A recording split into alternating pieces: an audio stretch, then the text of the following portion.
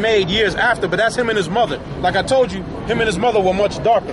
Yeah, big. He looked kind of more like that brother right there, like you. Hold up, let me bring it up. Yeah, he kind of in a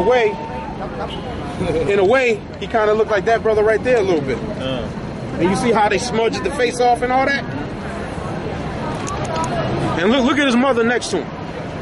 Hold on. He got a load. I gotta bring it down. That's his mother right there. Look at his mother. Remember the other image I showed you? It showed him a lot lighter. And this is what they said is him, but this is actually the man right there. That's a nigga with a nappy ass beard sitting on the throne, who was ruler, an emperor of Rome. Got something to try to find. What is Michael Vick? Right, okay. Check this out. Y'all know Michael Vick, right? Everybody know Michael Vick, right? Yep. Now, look at this article here. This is an example of the shit that they would do to every great black person in the world. And they did it already. What if Michael Vick, it's his features, but what he look like? A white boy like that. Wow. Like I said, they'll do the same thing. James Brown will be the godfather of soul. Like I said, Michael Jordan will be the greatest white man that ever played basketball. Wilt Chamberlain. They'll do the same thing. They did it. That's an example of what they did from the 1400s up till now. Which that was, a little over 500 years ago? So like I said, if this place and this generation dies off, the next generation only knows what they put in front of it.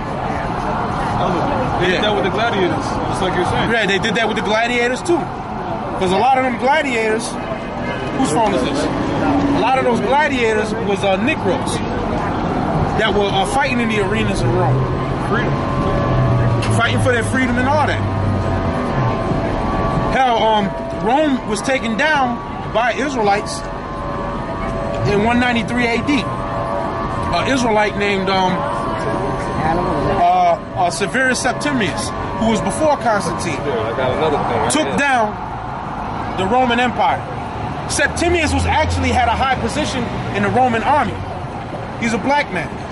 And the way that his beard and his afro looked, again, it was styled like how this brother is, but it was curlier.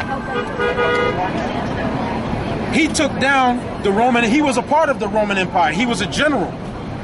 And what happened is, now if you ever seen the movie Gladiator with Russell Crowe, and it shows Marcus Aurelius, damn, I wish I had that book with me that I got at home. I got an icon of Marcus Aurelius, and Marcus Aurelius got a bigger afro and beard than you. But in the movie, they portray him as a white man with straight hair. This icon I got goes back to the, I think it goes back to the British Museum or the Rome Museum in Rome, and it shows Marcus Aurelius on a chariot with a nappy, kinky afro and a nappy ass, nappier than my beard, being pulled in a chariot by horses. And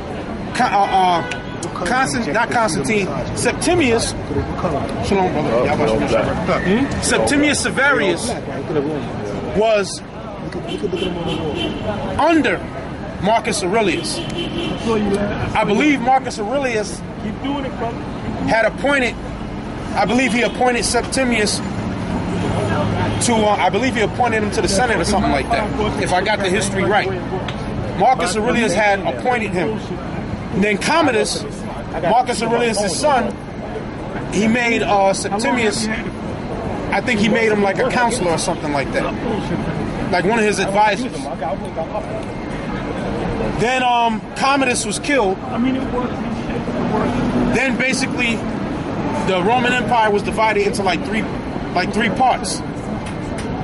The Roman particular group of the Roman legions was under Constantine. It was like, you're the king of Rome now.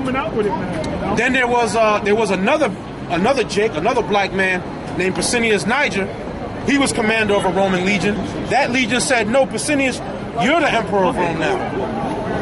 Then there was a senator. And I believe his name was Albinus. This senator, his name was Albinus.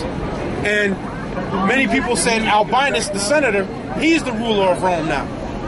So then Septimius stepped to Albinus. Albinus backed down like, you got it, Septimius. But Pescennius Niger was like, when you go read it, Pescennius Niger was like, fuck that. So Constantine killed his ass, and killed enough of his legion, and now Constantine was emperor of Rome. This is after the death of Marcus Aurelius and Commodus. Septimius comes in, 193 AD, takes over. And from that point on, it was called basically the Holy Roman Empire. Because before that, it was known as the Pagan Roman Empire or Greco-Roman Empire. It became the Holy Roman Empire because why? The people of the Bible took it over. Now, we ain't saying that they was righteous. Yeah, they wasn't holy. They were going They were wicked as hell. But the holy people were there. The righteous people were there. They were right. Being wicked, man. You know? Because they were taking paganism and using paganism as an explanation for what the scriptures say. Case in point, in Matthew, when it tells you about the birth of Jesus Christ, and it tells you YAHAWASHI, when it tells you about the birth of the Lord, and that Mary was a virgin. Mary was a virgin. Mary was untouched by another man, but then she was dealt with by Joseph. Joseph got her pregnant. But when Joseph dealt with her, that was before they had the ceremony, because the woman there would be a ceremony, the woman would be given to the man, they go into the bedchamber, and boom, the marriage is consummated. He jumped the gun on it. So then if that was noised abroad, then she would have been looked at negative. Don't they say now, years ago, see now it doesn't happen. Going back in the 60s, 50s, 40s, 20s, if a woman was pregnant before she so-called was married to a man, they looked at her as being loose. They looked at him like that back then too. It was even more so back then. But that was his wife. They had to have a ceremony. Right. They had to have a ceremony. Now, get me a St. John 7:42. Yeah, they break it down in the Bible dictionary. With the family, I think it is. Family, right. Yeah. You can bring it out if you want. Get that. Get what the brother said. Because when they would see the Lord, they would call him, address him as the son of David. Matthew's the first chapter gives you the lineage, basically from Adam to YAHAWASHI, which goes through King David, King Solomon, which is the royal line of Judah, to David's father Joseph. Why would they be calling him the son of David if his lineage goes back to King David, but an angel got his wife pregnant?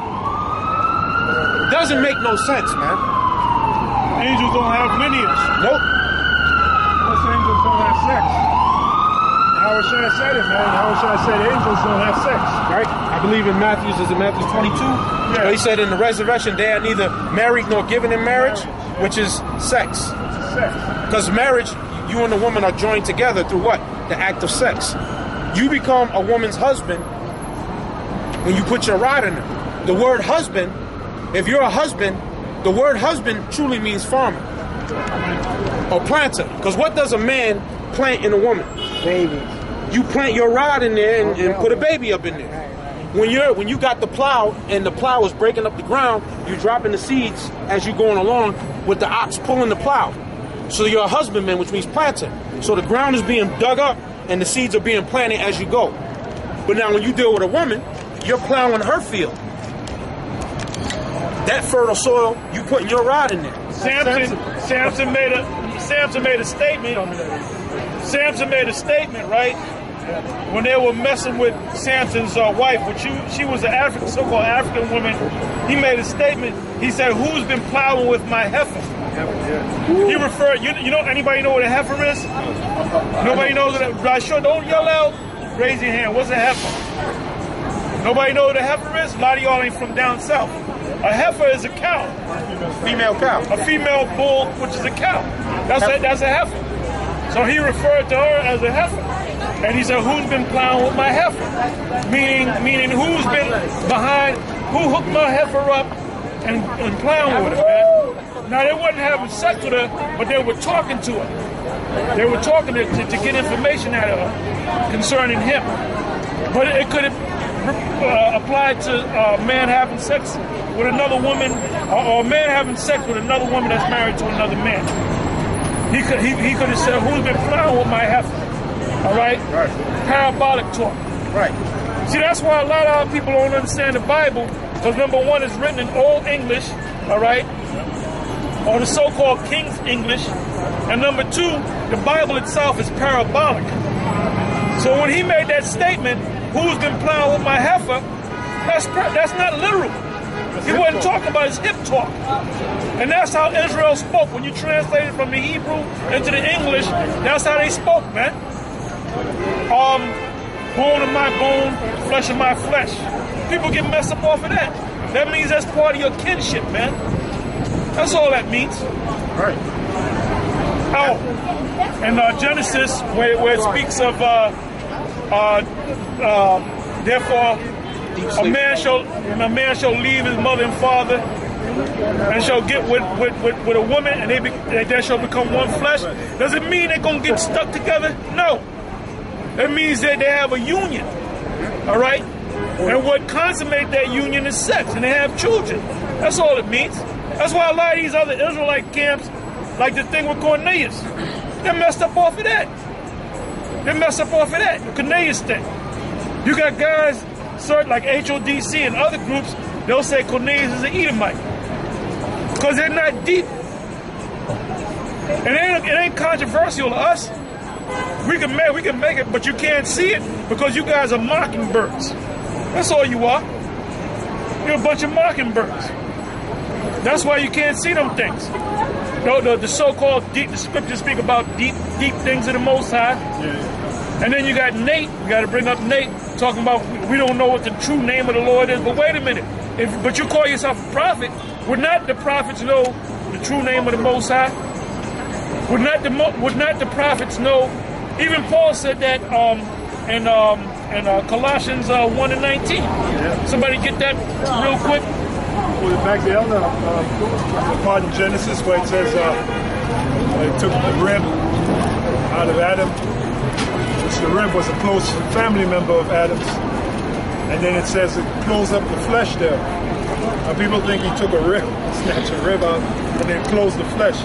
When it says close the flesh, close the family, and they shall be one flesh. The flesh is closed, meaning the family is closed. Made another family union. Yeah. You know, one family, a woman come from one family, and a man come from another family. Then they create a whole new family. You know. 2 Samuel 19:12. Ye are my brethren, ye are my bones and my flesh. That's the answer to it. What I said to get to? Colossians 1:19. I got it. Colossians chapter 1, verse 19. It says, for it pleased the Father that in him should all fullness dwell, and having made peace through the blood of his cross, by him to reconcile all things unto himself. By him, I say, whether they be things in earth or things in heaven. And you, that were sometime alienated and enemies in your mind by... And that was all of us. Because at one time, we were raised up by our parents who went to Baptist church or Methodist church or wherever we went to, man. All right, go ahead. And you, that were sometime alienated and enemies in your mind... What does the word alienate mean? What does the word alienate mean? It means to make strange. That's why when you go into the scriptures and you read about the strangers is not always talking about Edomites and other nations. It could be talking about Israelites. Sometimes when you come across the word stranger, sometimes it's talking about the other nations, sometimes it's talking about Israelites. But when you go to the root word, it could be the same root word. Like when you go to Isaiah, the 14th chapter, it speaks about the strangers.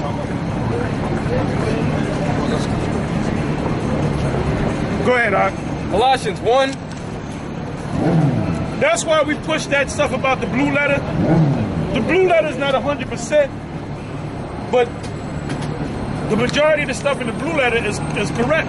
They go off maybe 10%. But if you know the Hebrew, you got the what do you call that book? The Ben Yehudi English Hebrew English Dictionary. You know, if you got that, then you get a better understanding. But then you got to study, man. A lot of guys don't study. They'll read a scripture and they'll ask us, what does this mean? And it's a simple thing. If you studied it and you went precept by precept, and went into the root words of what the scripture's talking about.